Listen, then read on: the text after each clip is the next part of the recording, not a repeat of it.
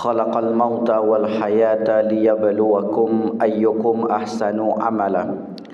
Asyhadu an la ilaha illallah wahdahu la syarikalah wa asyhadu anna Muhammadan abduhu wa rasuluhu la nabiyya ba'dah. Allahumma salli wa sallim ala habibinal Mustafa Muhammad sallallahu alaihi wasallam. Pertama-tama kita bersyukur kepada Allah dengan mengucapkan alhamdulillah. Malam ini kembali kita bertalabul ilmi, menuntut ilmu di Masjid Nurul Iman yang kita agendakan sekali dalam 1 bulan. Mudah-mudahan kita senantiasa dapat mengisi waktu-waktu luang dengan majlis zikir ataupun menambah amal ibadah lainnya. Amin ya rabbal alamin. Salawat dan salam tak lupa pula kita haturkan kepada junjungan alam Nabi besar Muhammad sallallahu alaihi wasallam. Allahumma salli ala sayyidina Muhammad wa ala ali sayyidina Muhammad.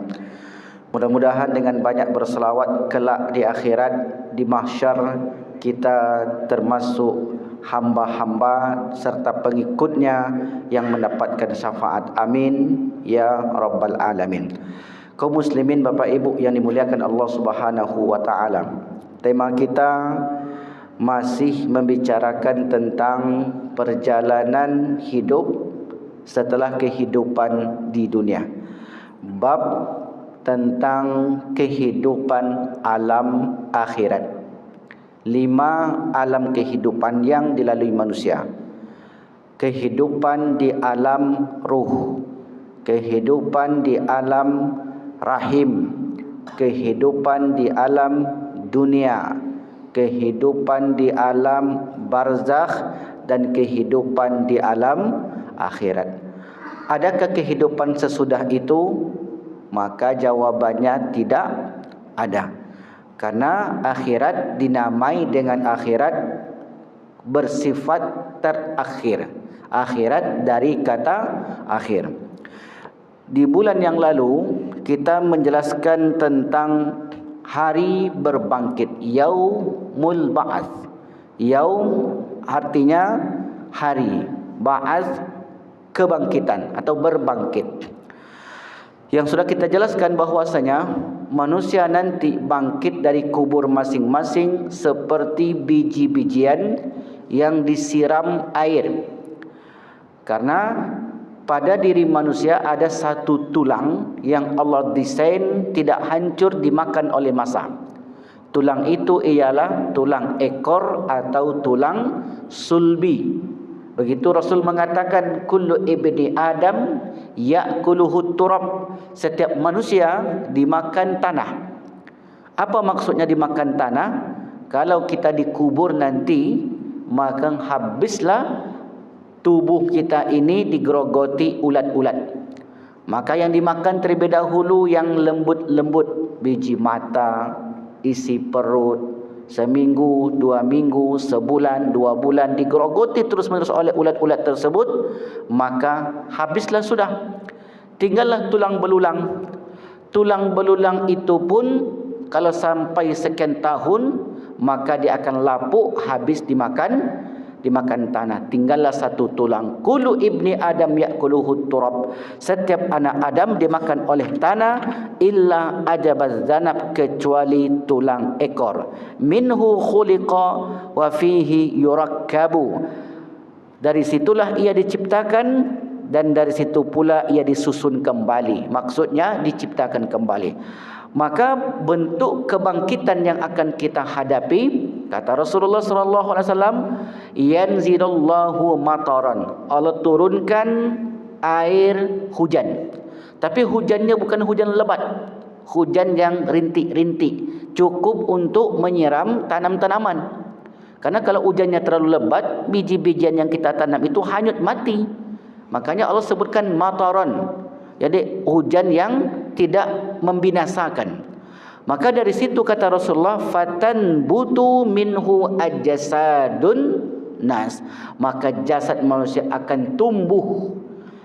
Nah, setelah jasad itu tumbuh menjadi satu sosok yang utuh, lalu kemudian ruh yang sebelumnya berpisah dari jasad karena kematian dan juga karena kiamat, maka ruh itu akan kembali masuk ke dalam jasad itu. Itulah kehidupan akhirat. Kehidupan akhirat yang diceritakan Al-Quran dan hadis bersifat pasti. Semua orang tak bisa menolak, semua orang tak bisa mengingkari. Kalau dia ingkari kehidupan akhirat, berarti dia telah mengingkari Al-Quran dan hadis Nabi SAW. Lalu kemudian setelah manusia itu tumbuh menjadi satu jasad, maka kata malaikat ketika itu, halumma ila rabbikum, mari kalian menuju Tuhan kalian. Halumma, mari menuju Tuhan kalian. Maka ketika itu ada yang menyeru, memanggil dengan suara keras, muhti'ina ila da', menujulah kalian, segeralah kalian menuju penyeru-penyeru itu. Penyeru-penyeru di situ adalah para malaikat. Lalu setelah semua manusia mendengarkan, kita pun mulai merangsek menuju bumi mahsyar dalam keadaan berdiri. Yauma yaqumun nasu lirabbil alamin. Pada hari itu seluruh manusia berdiri menghadap Rabb semesta alam. Ketika manusia bangkit, maka ada orang-orang yang muflihun, ada orang-orang yang berbahagia, dan ada pula orang-orang yang khasirun, orang-orang yang merugi. Keadaan di sana di akhirat dua. Pihak kanan muflihun, orang-orang yang beruntung. Sebelah kiri khasirun, orang-orang yang merugi. Kehidupan kita di sana itu Bapak Ibu ditentukan oleh kehidupan dunia. Jadi mudah sebenarnya. Kalau kita ingin tahu nanti seperti apa saya di akhirat, tengok saja sekarang. Seperti apa kita sekarang di dunia ini.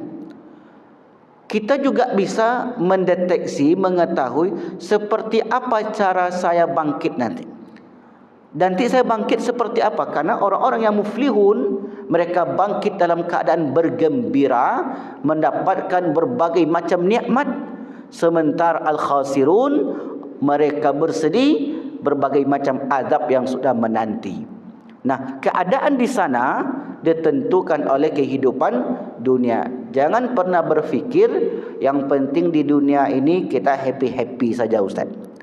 Yang penting kita puaskan saja hidup di dunia ini. Di akhirat besok pula dipikir ada atau tidak akhirat itu Ustaz. Karena belum ada orang yang pulang masuk barzah ke akhirat balik ke dunia. Betul lah saya bilang, mana ada orang yang sampai ke akhirat ataupun ke barzah kembali ke dunia ini. Tidak adanya orang sampai ke sana yang kembali ke dunia bukan berarti keadaan itu tidak ada. Kenapa begitu Ustaz? Contoh, ada orang yang asam urat. Apa orang asam urat ini kata dokter? Jangan makan emping. Itu pengetahuan dari dokter. Kalau makan emping nanti asam uratnya bangkit.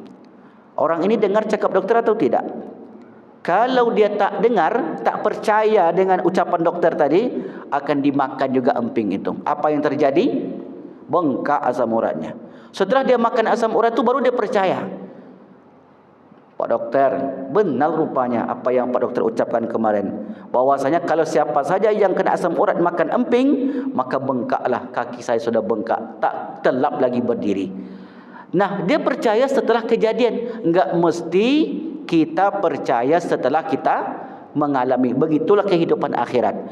Tak mesti kita percaya mengalami dahulu baru kita percaya. Sebab sudah ada dalil Al-Quran dan hadis Nabi yang menceritakan kepada kita. Itulah maknanya ayat Al-Quran, dzalikal kitabu la raiba fi hudal lil muttaqin. Baik. Lalu kemudian seorang yang beruntung, satu kelompok merugi. Pertama, kelompok yang kiri, kelompok yang khasirun. Ada orang-orang yang dibangkitkan oleh Allah dalam keadaan buta matanya. Ini sudah kita jelaskan di bulan yang lalu. Kenapa buta matanya Ustaz? Karena dia buat buta dengan perintah Allah. Satu, itu sudah kita jelaskan penjelasannya. Yang kedua, ada orang yang peka telinganya. Wa nahsyuruhum yaumal qiyamati ala wujuhihim summan wa bukman wa umyan. Ada orang yang kami bangkitkan pada hari kiamat tersungkur mukanya. Jadi ketika bangkit itu tersungkur mukanya. Mengapa mukanya tersungkur? Karena di dunia orang itu orang yang sombong. Dia sombong penyebab wajah dia tersungkur. Kenapa pekak telinganya? Karena dia buat pekak saja perintah-perintah Allah. Allah perintahkan, Bapak ibu kaum muslimin yang diberi kemampuan oleh Allah, hendaklah berkurban. Tak mau dia berkurban, Pak. Padahal dia mampu. Untuk beli HP 10 juta ringan tangannya. Untuk bayar kurban sekali setahun 2.800.000 minta ampun mintanya. Saking beratnya. Inilah kebutuhannya, itulah kebutuhannya. Padahal hewan kurban yang dia sembelih di dunia akan datang kepadanya di akhirat kelak sebagai tunggangan. Kalau HP yang dia beli 5 tahun habis sudah. Maka itulah orang yang dikatakan oleh Rasulullah awal ajizu. Orang yang bodoh itu adalah orang yang manittaba'a hawahu, yang mengikuti hawa nafsunya yang rendah, wa tamanna 'alallahi, dan banyak berangan-angan kepada Allah. Berangan-angan begini, masuk surga Firdaus, mendapatkan keselamatan, mendapatkan ini, padahal perintah Allah dibuat pekak saja. Bagaimana mungkin Allah Subhanahu wa taala akan memberikan kenikmatan sementara dia jarang ke masjid, dia tak kerjakan perintah Allah. Orang solat 5 kali sehari, dia solat sekali 5 hari, mintanya surga Firdaus. Manalah mungkin orang solat, orang puasa Senin Kamis bulan Ramadan, dijanjikan oleh Allah babur Rayyan, masuk pintu surga namanya Rayyan, dia pun berharap, tamanna Allah, berharap, sementara dia tidak melakukannya. Jangan pernah bermimpi, sebab keadaan manusia di akhirat berbanding lurus dengan kehidupan di dunia. Apa yang dibuat di dunia, itulah yang diterima nanti. In ahsantum li anfusikum wa in asatum falaha. Kebaikan yang kalian buat, kebaikan yang kalian peroleh. Keburukan yang kalian tanam, keburukan yang kalian tuai nantinya. Jadi itu tak akan berubah, tak akan terganti, semua sesuai catatan-catatan malaikat ketika itu. Lalu kemudian setelah itu Bapak Ibu yang dimuliakan Allah Subhanahu wa taala, kita pun terus merangsek menuju perjalanan di mahsyar. Maka setelah sampai di mahsyar, di sana ada orang-orang yang mendapatkan kenikmatan pula, yaitu orang-orang yang senantiasa mengerjakan amal ibadah di dunia. Dan ini pun sudah kita jelaskan dahulu. Nah, lalu kemudian ada orang-orang yang ketika itu tertunduk malu mukanya. Ini yang belum. Tersungkur wajah sudah, buta matanya sudah, pekak telinganya sudah, bisu mulutnya sudah. Di 4 keadaan di mahsyar ini sudah kita jelaskan. Yang kelima, tertunduk malu. Mengapa tertunduk malu, Ustaz? Biasanya kalau orang tertunduk malu itu karena apa? Karena kesalahan. Itu di akhirat. Kalau di dunia tentu berbeda. Sudah pakai baju oranye, di gelandang KPK tetap dada. Itu bedanya di dunia. Kalau di akhirat enggak bisa begitu. Walau tara idzil mujrimuna nakisu ru'usim inda rabbihim rabbana. Hei Muhammad, kalau engkau melihat orang-orang mujrim, pendosa, pelaku dosa, pelaku macam-macam lah. Pelaku apa lagi yang dilakukannya? Pokoknya perbuatan-perbuatan dosa yang dilakukan, sementara dia belum hapuskan dosa itu. Solat tinggal bisa dihapus dengan cara bertobat. Puasa tinggal bisa dihapus dengan cara bertobat. Tapi kalau patok tanah orang yang digeser, tidak bisa. Jangan coba-coba lagi bertobat. Ya Allah, ambo dulu banyak dosa ya Allah. Ketika saya sebagai RT RW, sebagai yang mengurus tanah itu, banyak tanah orang saya geser-geser ya Allah, untuk mendapatkan 1 meter itu ya Allah. Ampunkan dosa saya ya Allah. Allah tolak. Tolak. Tak bisa Allah terima. Sebab hubungan dengan manusia mesti diselesaikan dengan manusia juga. Allah tak akan ampunkan Bapak Ibu, tak akan selesaikan urusan dia sebelum meminta redha orang tersebut. Itulah dimaksud dengan hablum minas. Makanya nanti di akhirat ada orang-orang yang membawa segudang amal. Amal puasa, salat, haji, umrah, sedekah. Orang ini kemudian menjadi orang bangkrut. Habis amalnya. Ada sebuah jambatan, di ujung jambatan sirat namanya Qantarah. Maka di Qantarah itu mereka akan dikisos. Kisos itu apa? Wal uzunu bil uzuni, telinga dengan telinga. Wal ainu bil aini, mata dengan mata. Kisos itu seimbang. Kalau nyawa dihilangkan, balas nyawa. Itu kisos namanya. Nah, di akhirat kisosnya bukan nyawa dengan nyawa. Karena tidak ada lagi kematian di akhirat. Maka orang itu nanti wa tu'khadhu hasanatuhu, amal-amal solehnya itu diambil.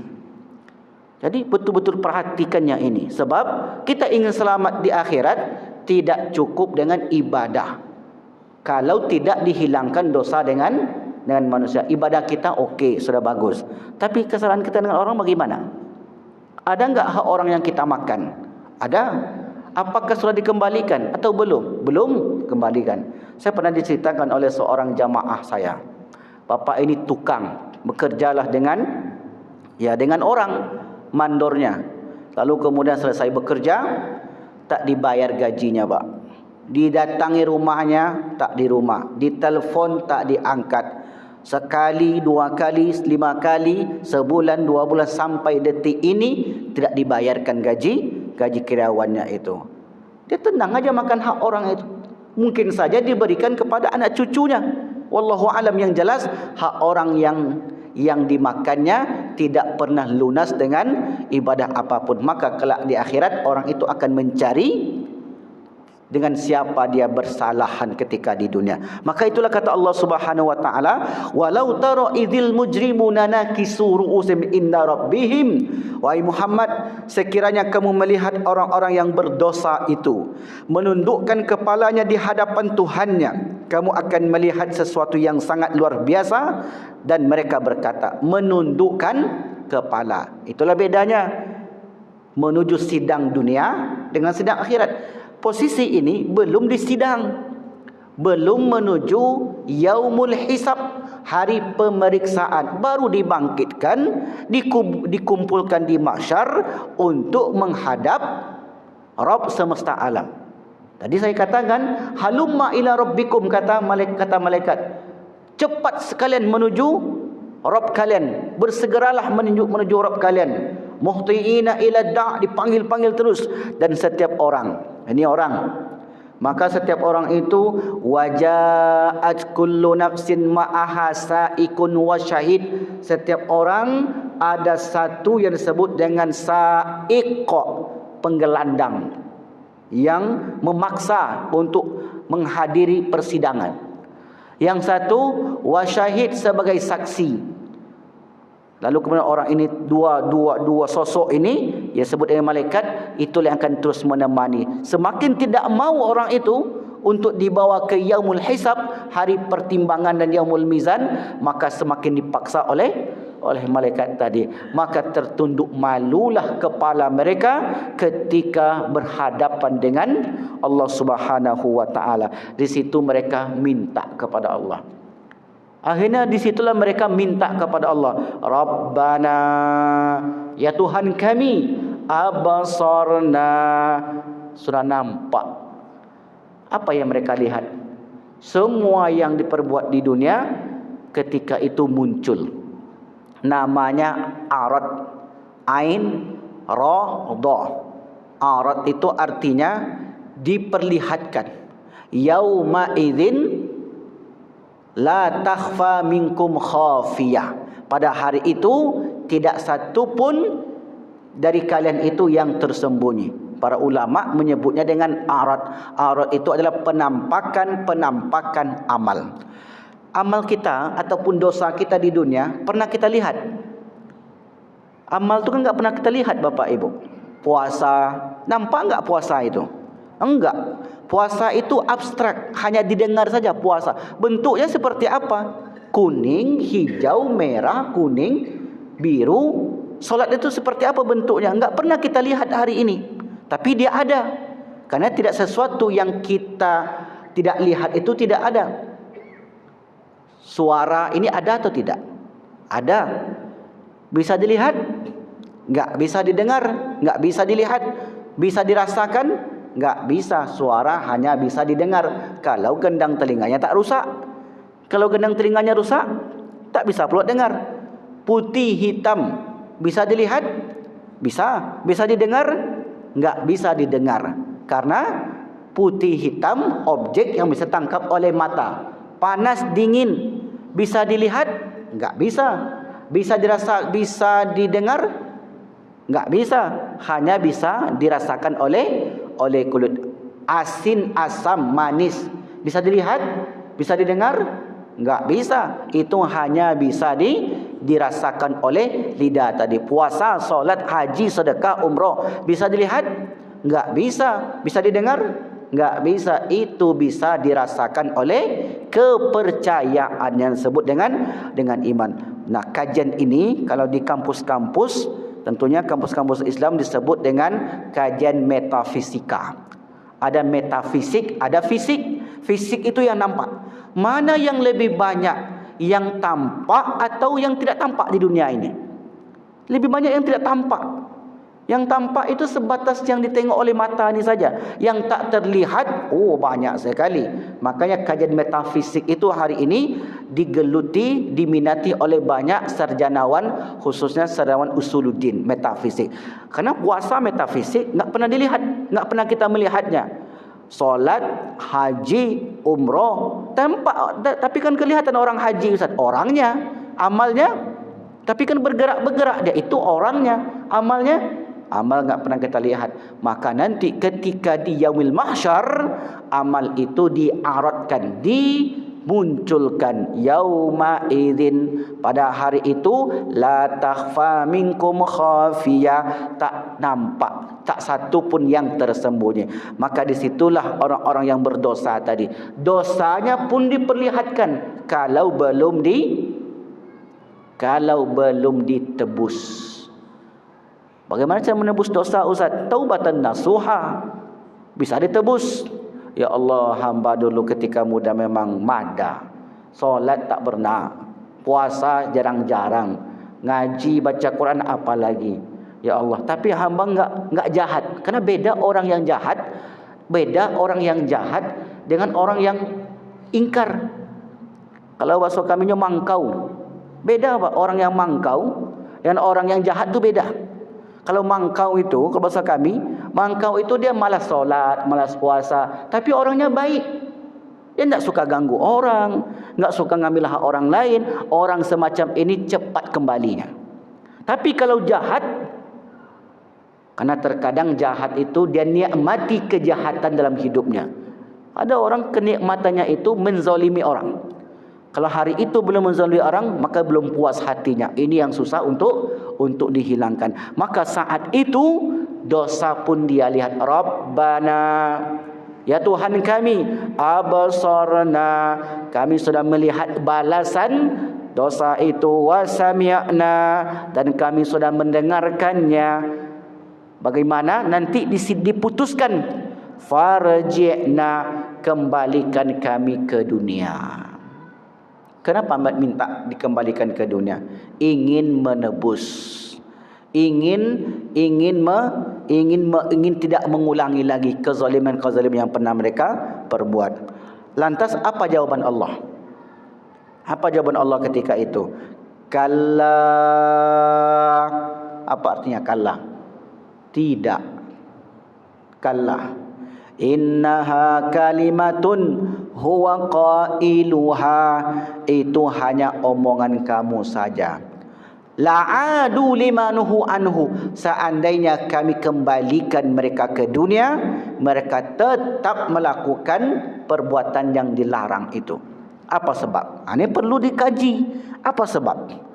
Sebabnya sederhana Bapak Ibu. Karena di dunia semuanya sama-sama, semuanya sudah diberi telinga. Kan sama semua diberi telinga kan? Telinga sama-sama dua, mata sama-sama dua, kaki sama-sama dua, tangan sama semuanya, enggak ada bedanya. Tapi mengapa ada orang yang sampai ke rumahnya, ada orang yang tidak sampai ke rumahnya? Apa yang membedakan? Padahal kesempatan sama, kesempatan jam sama-sama 24 jam sehari semalam. Rumahnya sama-sama dekat masjid. Waktunya, waktu luangnya sama-sama pensiunan.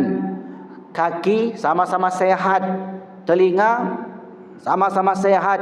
Mata sehat semua. Tapi kawan sampai ke rumah Allah, sementara dia tidak. Yang satu berbuat baik, yang satu berbuat jahat. Kok bisa? Maka inilah yang kemudian mereka sesali dalam hidupnya.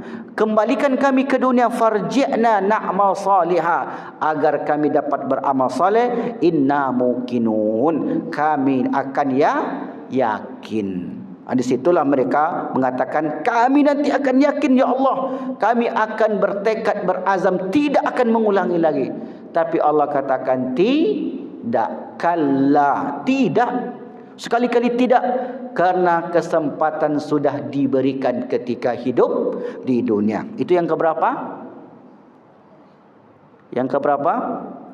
Yang kelima. Yang pertama, tersungkur wajahnya karena sombong. Yang kedua, buta matanya. Yang ketiga, pekak telinganya. Yang keempat, bisu mulutnya. Yang kelima, ini dia yang kelima. Apa tadi yang kelima? Tertunduk malu. Jadi dalam pengajian itu yang perlu Bapak Ibu ingat poin-poin aja. Kalau penjelasan panjang tadi, insya Allah sampai di rumah dah lupa. Apalagi nunggu bulan depan, nggak akan ingat lagi. Tema umumnya nggak ingat. Jadi yang perlu dipegang itu poin-poinnya. Begitu Pak, Ibu. Jadi nggak perlu ingat yang panjang-panjang itu. Apalagi ingat ayatnya. Kalau hafal bagus, kalau tidak cukup ingat poin tadi. Oh ya, bagaimana keadaan di akhirat? Dua. Yang pertama bahagia, beruntung. Yang kedua merugi. Yang merugi ini bagaimana keadaannya? Mengapa dia rugi? Seperti apa? Karena mereka wajah tersungkur, kemudian buta matanya, pekak telinganya, bisu mulutnya, tertunduk malu karena dosanya. Yang keenam, mereka menghadapi ketakutan yang luar biasa. Karena sudah jelas ketika dosa yang dia lakukan, maka menantilah depannya hukuman-hukuman. Maka di situ mereka mulai takut. Apa kata Allah? Qulubu yawma idzin wajifa. Hati manusia pada hari itu merasa sangat takut. Karena manusia dibangkitkan seperti belalang yang bertebaran, jaradun muntashir. Saking banyaknya manusia ketika itu, seperti belalang yang bertebaran, dan setiap belalang ini menuju satu arah. Maksudnya manusia tadi seperti satu arah. Gunung-gunung dihancurkan ketika itu. Apa kata mereka? Wa nufikha fis-sur, maka ditiuplah sangkakala, fa idzahum minal ajdath, maka tiba-tiba mereka bangkit dari kuburnya, ila rabbihim yansilun, menuju Tuhan mereka dengan cepat. Semua bergegas. Qalu, lalu mereka berkata, ya wailana, celakalah kami. Man ba'athana, siapakah yang membangkitkan kami? Min marqadina hadza, dari tempat pembaringan kami ini. Hadza ma wa'adar rahman, inilah yang dijanjikan oleh Ar-Rahman ketika di dunia. Wa sadaqal mursalun, dan benarlah rasul-rasul itu. In kanat illa sayhatan wahidatan, melainkan itu hanya sekali tiupan. Fa idzahum jami', maka tiba-tiba semua manusia ladaina muhdarun, dihadirkan kepada kami. Maka ketika dihadirkan, di situ muncul rasa takut. Sudahlah tertunduk malu menghadapi Allah, di situ diberi pula rasa takut yang luar biasa.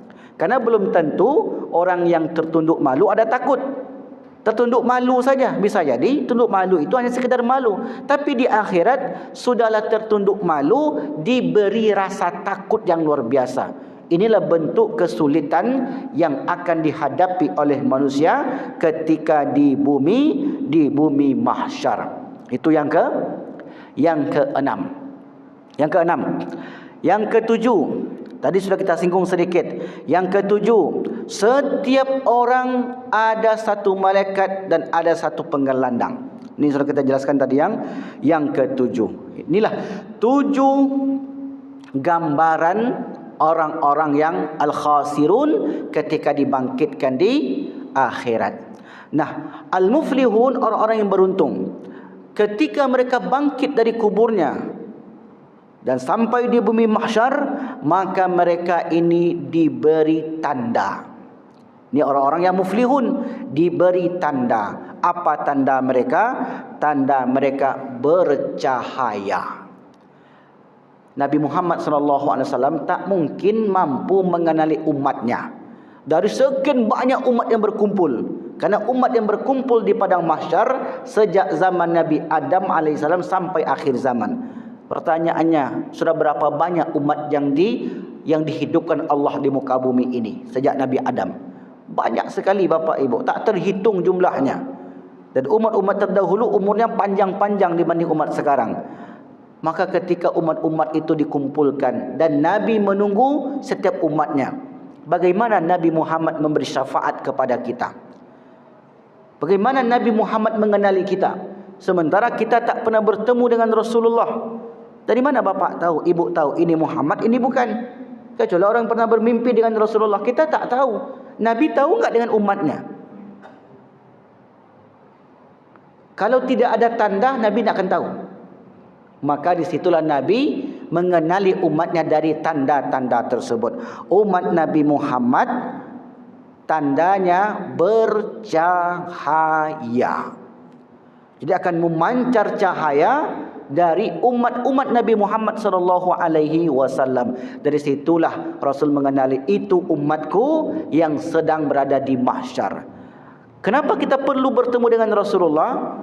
Di sana kita ingin mendapatkan syafaat, pertolongan. Maka setiap orang, setiap kelompok, setiap kaum akan berada di baris Nabi mereka masing-masing. Sampai nanti ke akhir, sampai nanti surga dan neraka, umat-umat itu mendatangi Nabi-Nabi sejak zaman Nabi Adam. Ya Adam, antal abul bashar, selamatkanlah kami. Kata Nabi Adam, saya tidak bisa menyelamatkan kalian. Datangilah Nabi sekaligus Rasul yang pertama, Nabi Nuh alaihi salam.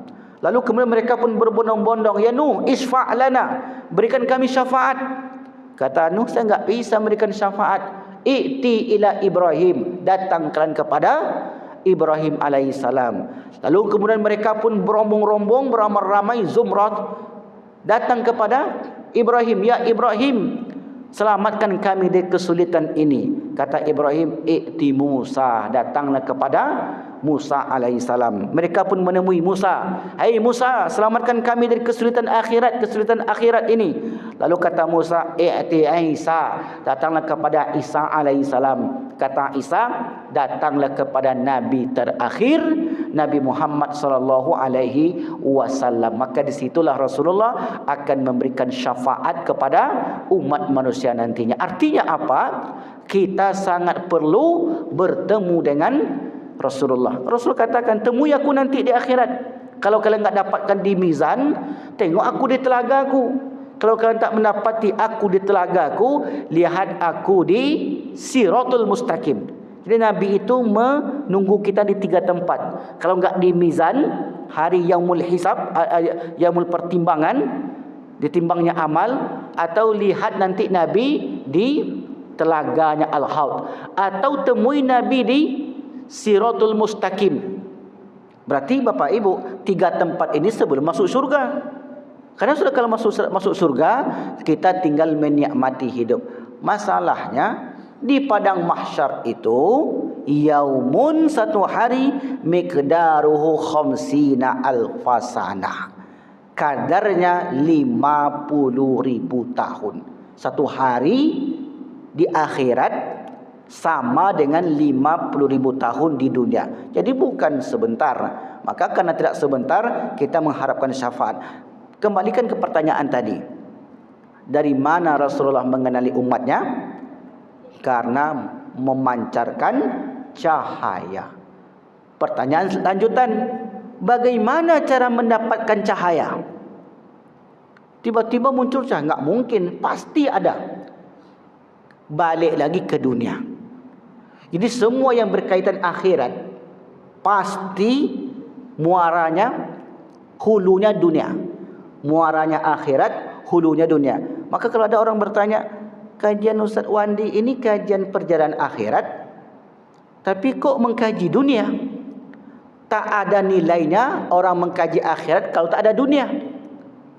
Anak kecil, ada enggak permasalahan di akhirat? Enggak ada, mereka penghuni surga. Orang yang nanti di akhirat itu yang dihitung orang yang anak kecil menjelang akil balik, orang gila sampai sadar, orang tidur sampai terbangun. Yang tiga ini enggak ada problem mereka, Bapak Ibu. Kita yang banyak problem di sana. Karena kita diberi akal, diberi kesehatan, dakwah dengar, bukan pula orang tinggal di pedalaman. Kalau yang tiga tadi, anak kecil sampai balik, orang gila sampai sadar, orang tidur sampai terbangun. Nah, ini enggak ada hisab bagi mereka. Jadi setiap yang berkaitan dengan akhirat mesti ada hubung kait dengan dunia. Bagaimana cara mendapatkan cahaya itu? Satu caranya adalah beriman. Itu cara yang pertama, itu beriman kepada Allah. Allah berfirman di Quran surat Al-Hadid 12 dan 13.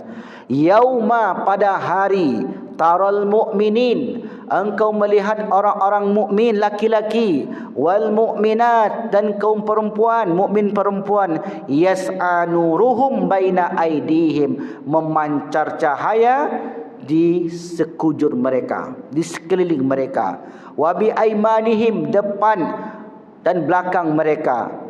Ketika itu dikatakan oleh malaikat, busyrakumul yaum, hari ini bagi kalian kabar gembira, jannatun tajri, surga yang mengalir, min tahtiha, di bawahnya al-anhar, sungai-sungai, khalidina fiha, kalian hidup di sana untuk kekal selama-lamanya. Zalika huwal fawzul azim, itulah balasan orang yang sangat besar.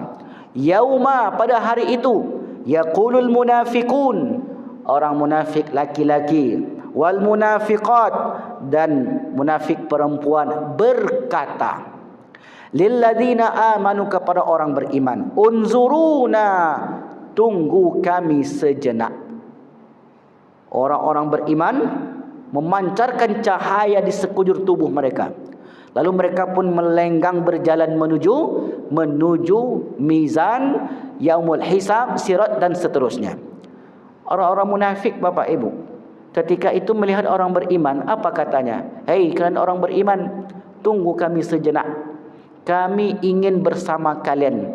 Kami ingin mendapatkan cahaya-cahaya kalian. Tunggu kami sebentar. Kami tak bisa berjalan, tak bisa melihat. Mohon tunggu kami, unzuruna naqtabis min nurikum, agar kami dapat secerca cahaya kalian itu. Kata siapa?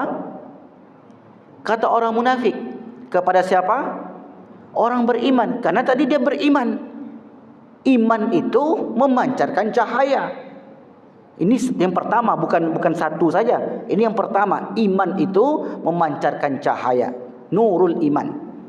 Sebenarnya nurul iman itu artinya cahaya-cahaya. Karena iman itu akan memberikan cahaya.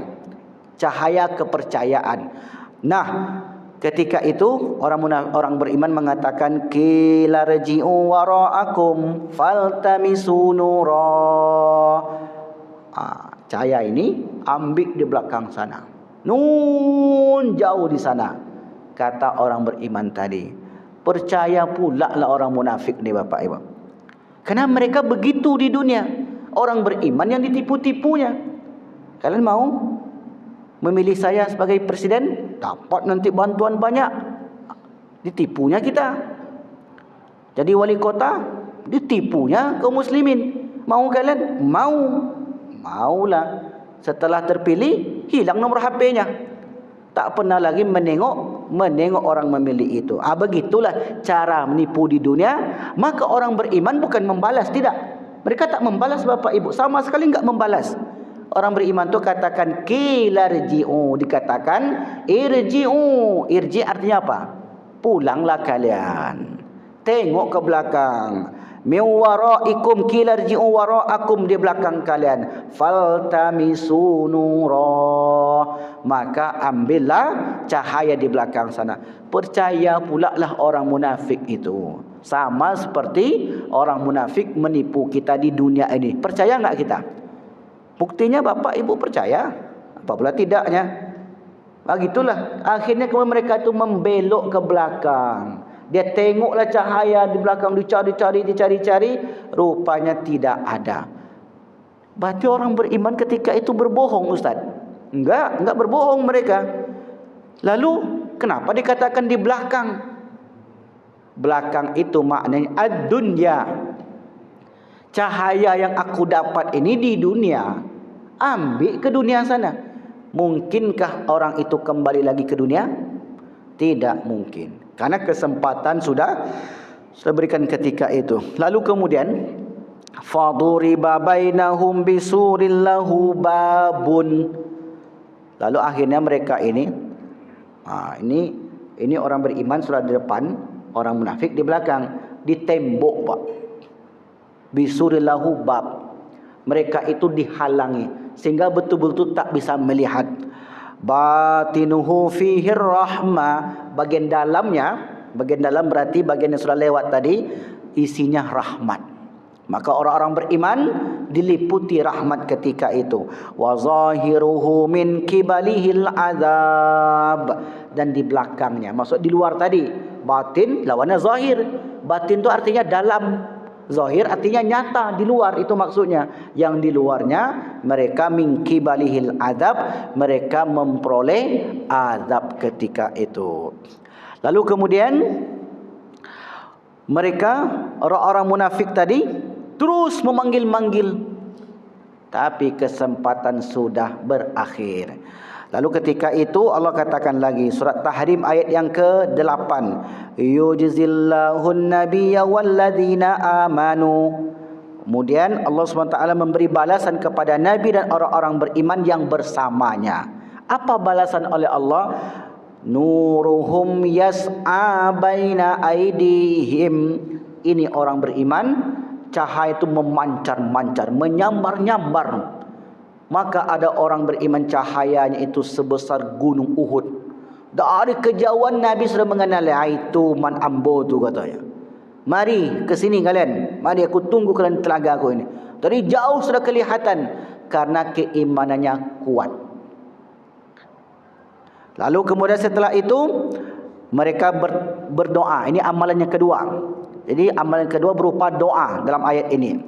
Nuruhum yas'a baina aydihim wa bi aymanihim yaqulun. Mereka berdoa, Rabbana, ya Tuhan kami, atmim lana nurana waghfir lana innaka ala kulli syai'in qadir. Amalkan doa ini Bapak Ibu.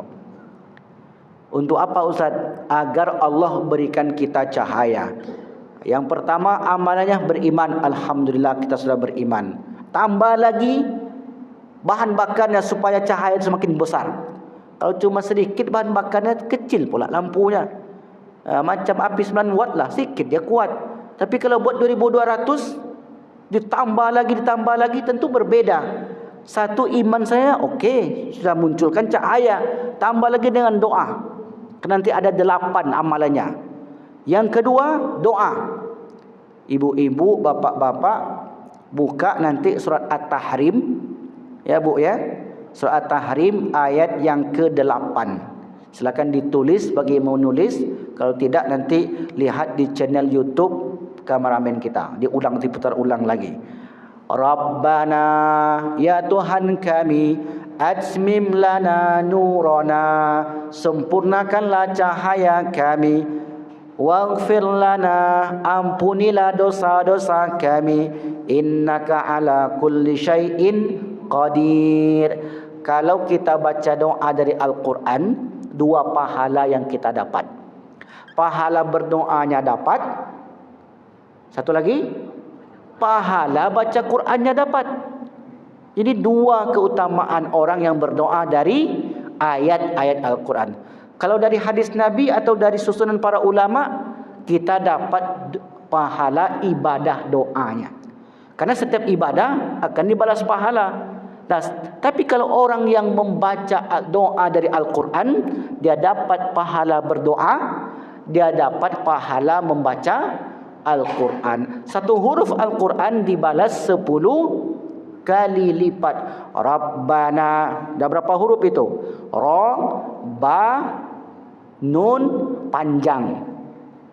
Atmim, 4 lagi, 8. Lana, 2. Dah 3. Lana 2. 10. Nurana, 14. Waghfir lana, 5. Wa ghafar, 4. Lana, 2. Ada berapa tadi? Pokoknya banyaklah. Ya pula ngitungnya. Kali aja lah berapa huruf tu. Setiap huruf itu 10 tadi sudah 22. Innaka 3 pula 23 25. Ala 2 27. Kulli 2 pula 27 29. Syai'in 3 32. Qadir 4 huruf. 32 tambah 4 36. 36 kali 10 360 pahala dari satu doa yang diambil dari ayat-ayat suci Al-Quran. Jadi 2 itu yang saya jelaskan pada malam ini, 2 amalan untuk mendapatkan cahaya. Boleh? Kalau ada pertanyaan untuk 1 orang, jam itu saya tengok ada 1 menit lagi. Kalau ada pertanyaan, tafadhol. Kalau tidak ada, langsung kita tutup. Silakan Pak. Ya. Ini mengenai akhirat dan nisan. Kalau nama katanya, kalau nama yang dipakai nama ada Muhammad, itu lebih dahulu dihisab. Apa itu? Kalau nama itu di awal. Namanya Muhammad Nur atau Muhammad, lebih dahulu dia dihisab daripada orang yang tidak pakai nama Muhammad. Apa ada hadis? Baru pertama kali saya dengar. Tapi nama yang utama ada dalilnya. Seutama-utama nama di akhirat Abdullah.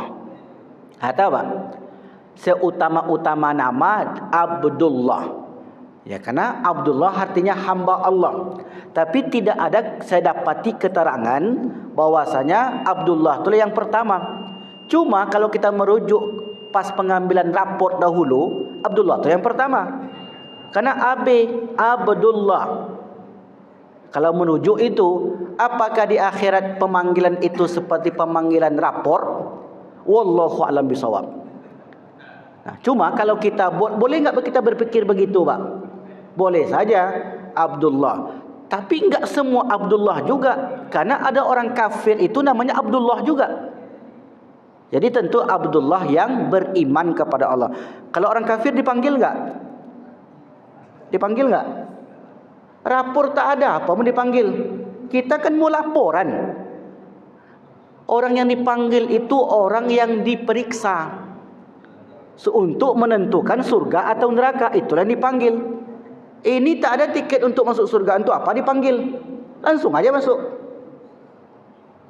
Jadi kalau kita berpikir seperti Abdullah nama pertama, boleh jadi. Cuma itu tidak ada dalil. Sebenarnya enggak penting pertama atau yang terakhir, yang penting masuk surga. Cuma yang paling lama nanti dihisab siapa? Orang yang umurnya panjang, PT-nya banyak. Kenapa begitu Ustaz? Karena banyak diperiksa tentu ya. Orang yang 1 triliun hilang dengan 11 triliun beda enggak? Beda. Duit 11 triliun itu banyak enggak Pak? Oh banyak sekali Pak. Kalau beli cendol bisa berenang kita dalam tu, saking banyaknya. Nah, bukan berarti orang yang lama hisab itu masuk neraka. Tidak, lama saja prosesnya. Karena duitnya banyak, hartanya banyak, umur 90 tahun, harta banyak pula, tak satu pun diberikan untuk kebaikan. Ini yang memberatkan nanti. Kalau diberikan kebaikan, lama dia dihisab, diperiksa, tujuannya untuk menentukan surganya surga mana, hotelnya bintang berapa, ada nak kolam renang di situ. Paham maksud saya di sini? Tingkatan surga itu kan 7, Pak. Ada mengatakan 8. Firdaus yang paling tinggi. Itulah surga Firdaus itu. Untuk sampai ke atas perlu pendataan enggak? Perlu pendataan. Data diambil dari mana? Dari amal ibadah. Jadi database-nya itu sudah ada di malaikat. Dan mudah-mudahan database kita database yang baik-baik semua. Amin ya rabbal alamin. Jadi tadi pertanyaan, Pak, pardon. Bagaimana posisi orang di akhirat nanti yang tidak pernah tersentuh agama? Baik. Ya, baik, terima kasih. Pertanyaan yang bagus. Orang yang tidak tersentuh agama, tidak ada hisab, tidak ada dosa. Keadaannya sama seperti anak kecil sampai akil balik, orang gila sampai sadar, orang tidur sampai bangun, tidak berdosa. Masuk surga, termasuk orang tua Nabi. Inilah dalil oleh para ulama, orang tua Nabi itu di surga. Tengok dalilnya di Al-Quran surah Al-Ma'idah. Fatratan minar rusul, karena mereka itu hidup di masa fatrah, di masa tidak ada diutusnya Nabi, dakwah tidak sampai. Suku Talang Mamak, suku Akid, suku Sakai, mereka hidup sesuai akalnya, melakukan dosa ini dan itu, mereka tidak dihitung sebagai amal ibadah apa ataupun amal ataupun dosa. Jadi mereka itu dihukumi selamat di akhirat. Jadi yang selamat itu siapa? Anak kecil sampai akil balik. Yang kedua, orang tidur sampai bangun. Yang ketiga, orang gila sampai tersadarkan. Maka kalau bapak ibu mau selamat, pilihlah di antara yang 3 ini. Boleh. Jadi orang gila boleh, tak ada dosanya, Pak. Jadi orang tidur terus sampai mati boleh. Atau tak usah hidup di atas umur 15 tahun. Matilah sebelum itu. Nah, yang tadi termasuklah ketiga kelompok ini. Subhanakallah wa bihamdika asyhadu an la ilaha illa anta astaghfiruka wa atubu ilaik. Wassalamualaikum warahmatullahi wabarakatuh.